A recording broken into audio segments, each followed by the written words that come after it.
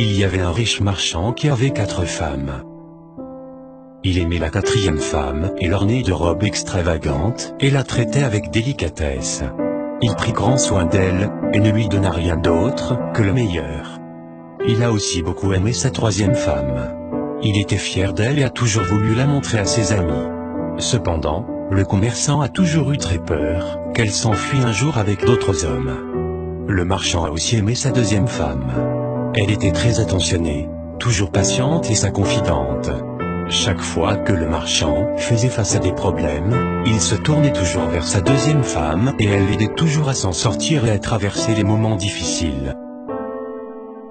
La première épouse du marchand est une partenaire très loyale et a fait de grandes contributions dans le maintien de la fortune et des affaires de son mari, ainsi que prendre soin de la maison. Cependant, le marchand n'aimait pas la première femme, et bien qu'elle l'aimait profondément, il ne la remarquait guère. La fin arriva. Un jour, le marchand est tombé malade. Peu de temps après, il savait qu'il allait bientôt mourir. Il pensa à sa vie luxueuse et se dit: maintenant j'ai 4 femmes avec moi. Mais quand je mourrai, je serai seul. Je serai vraiment seul. Ainsi, il a demandé à la 4e femme: je t'ai le plus aimé, je t'ai offert les meilleurs vêtements et j'ai pris grand soin de toi. Maintenant que je suis en train de mourir, est-ce que tu me suivras et me tiendras compagnie?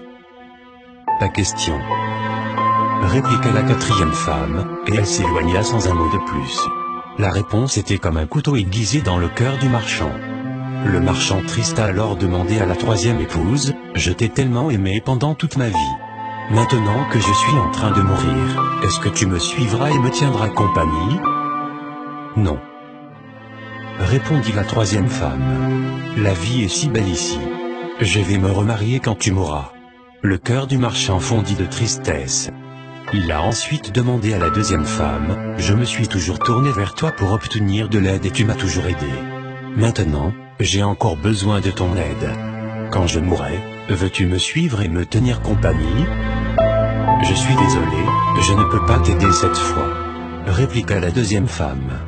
Tout au plus, je ne peux que t'envoyer dans ta tombe. La réponse tomba comme un coup de tonnerre et le marchand fut dévasté. Puis une voix criait: je pars avec toi. Je te suivrai peu importe où tu iras. Le marchand leva les yeux, et il y avait sa première femme. Elle était si maigre, presque comme si elle souffrait de malnutrition. Très affligé, le marchand dit: j'aurais dû prendre bien soin de toi, pendant que j'avais la possibilité. Chaque homme et chaque femme a 4 épouses et maris. Que signifient ces femmes? La 4e femme. La 4e femme est notre corps. Nous aimons tellement notre corps. Nous prenons soin de lui, nous mettons des vêtements et des chaussures. Nous donnons de la nourriture à celui-ci. Nous en prenons soin comme la 4e épouse de cette histoire. Mais malheureusement, à la fin de notre vie, le corps ne peut pas nous suivre dans l'autre monde. La 3e femme. Notre 3e épouse. Nos possessions, statut et richesses. Quand nous mourrons, ils vont tous aux autres. La seconde femme. La 2e épouse est notre famille et nos amis. Peu importe à quel point ils étaient là pour nous quand nous sommes en vie, le plus loin qu'ils puissent rester près de nous est jusqu'à notre tombe. La première femme. La première épouse est en fait notre âme, souvent négligée dans notre quête de la matière, de la richesse et du plaisir sensuel. Une histoire à nous faire méditer sur nos priorités, une invitation à nourrir son âme avant son corps, de vivre toujours avec l'idée que nous serons seuls après notre mort, et que malgré les richesses que nous aurons accumulées, l'important est d'avoir une belle existence, d'avoir laissé une bonne trace, une leçon de vie. Merci de liker cette vidéo. Merci de partager cette information autour de vous.